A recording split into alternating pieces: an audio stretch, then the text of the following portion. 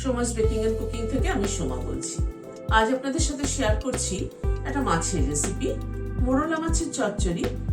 But ওটাতে কিন্তু মশলার একটু অন্যরকম ব্যবহার করেছি। কি মশলা দিলাম, কিভাবে দিলাম, চলুন তাহলে ভিডিওটা দেখতে।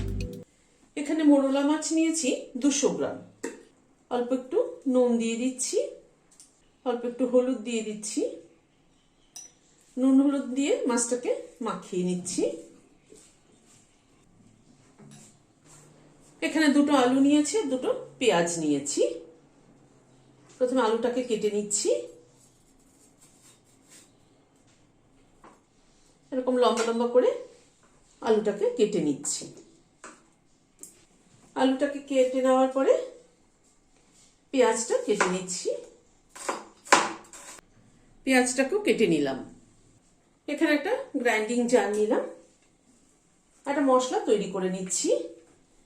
এক মুঠো ধনে পাতা ছিঁড়ে দিয়ে দিচ্ছি। ধনে পাতার এই স্টেমগুলো কিন্তু একদম রাখতে হবে, এই স্টেমগুলোতেই কিন্তু মেন গন্ধ।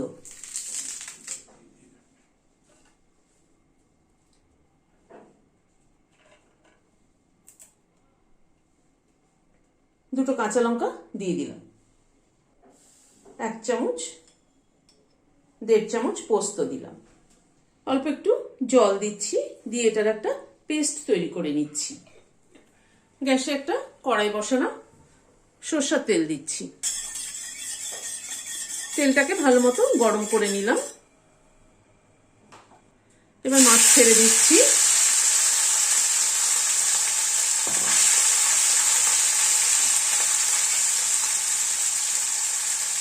মাছটাকে আমি 2 ভাগে ভাজছি, কারণ 1 ভাগে ভাজা হবে না।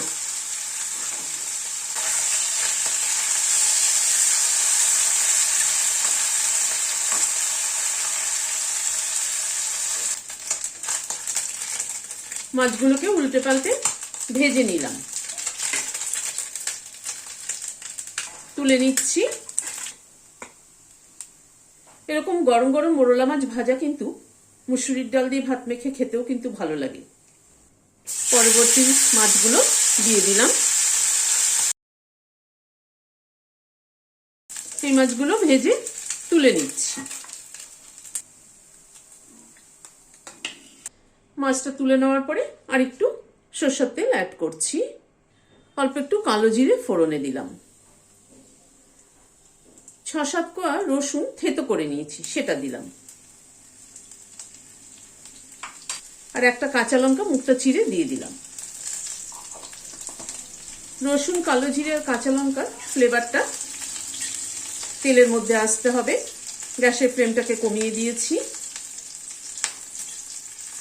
রসুন, কালো জিরে, কাঁচা লঙ্কা ফোড়ন কিন্তু গন্ধ কিন্তু দারুণ সুন্দর হয়। রসুনটাকে একটু লাল করে ভেজে নিলাম। এবার আলুটা দিয়ে দিচ্ছি। আলুটাকে আমি একটু বয়েল করে নিয়েছি।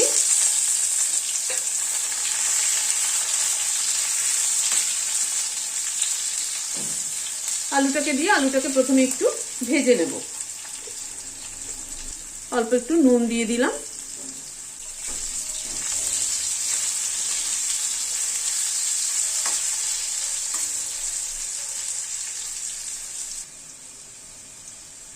আলুটাকে একটু ভেজে নিলাম মিনিট 2 সময় ধরে। পেঁয়াজটা এবার দিয়ে দিচ্ছি।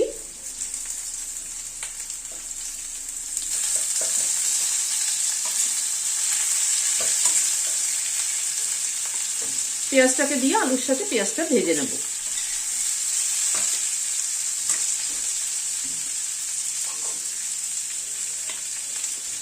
পেঁয়াজটাকে এই মিনিট 2 সময় ধরে হালকা করে একটু ভেজে নিলাম। এখানে দুটো টমেটো কুচিয়ে নিয়েছি, টমেটোটা দিয়ে দিলাম।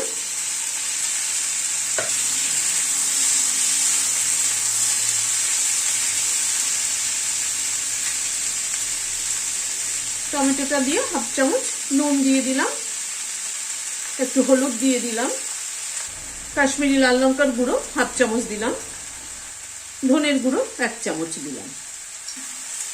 দিয়ে সব মশলাগুলো দিয়ে নেড়ে দিলাম একবার। দিয়ে একটু ঢেকে দিচ্ছি। টমেটোটা একটুখানি গলে মাখো মাখো হয়ে যাবে। মিনিট 2 মতো ঢাকা ছিল, ঢাকাটা খুললাম।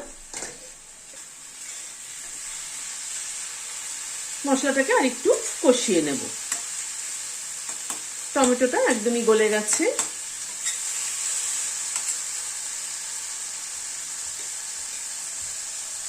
মশলাটাকে একটু কষিয়ে নিলাম, মিনিট 2 সময় ধরে মশলাটাকে কষিয়ে নিলাম। এবার মাছগুলোকে দিয়ে দিচ্ছি।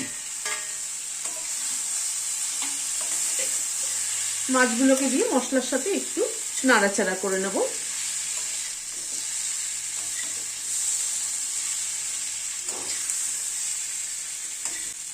মাছগুলোকে একটু নাড়াচাড়া করে নেওয়ার পরে এখানে যে পেস্টটা, ধনেপাতা, পোস্ত, কাঁচা লঙ্কার পেস্টটা দিয়ে দিলাম। এই যে লাস্টে এই মশলার পেস্টটা দিলাম, এটা ফ্লেভারটাই কিন্তু দারুণ, মাছ চচ্চড়ি টেস্টটাকেই পুরো বদলে দেবে। আমরা তো নর্মালি পেঁয়াজ রসুন দিয়ে টমেটো দিয়ে মাছ চচ্চড়ি করে থাকি, কিন্তু লাস্টে যে এই ধনেপাতা, পোস্ত আর কাঁচা লঙ্কা বেটে দিলাম, তার ফ্লেভারটাই কিন্তু একটা আলাদা রকম। এই ছোট ছোট একটুখানি চেঞ্জ করলে কিন্তু খাবারের স্বাদের অনেক পরিবর্তন হয়, রোজকার একঘেয়েমিটাও দূর হয়। মশলাটা দিয়ে এই একটুখানি মিনিট খানেক নাড়াচাড়া করে নিলাম। এবার একটু গরম জল দিয়ে দিচ্ছি।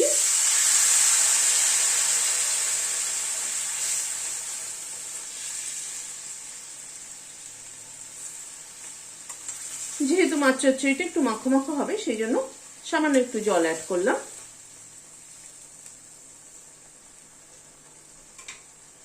একটুখানি ফুটে উঠুক, গ্যাসের ফ্লেমটাকে একটু বাড়িয়ে দিলাম। এই মিনিট 2 একটুখানি ফুটে উঠলো, ঝোলটা একদমই টেনে গেছে, মাখো মাখো হয়েছে। লাস্টে কাঁচা সর্ষের তেল একটু দিয়ে দিচ্ছি। 2 কাঁচা লঙ্কা মাথাটা চিড়ে দিয়ে দিলাম, দিয়ে একবার একটু মিশিয়ে দিচ্ছি।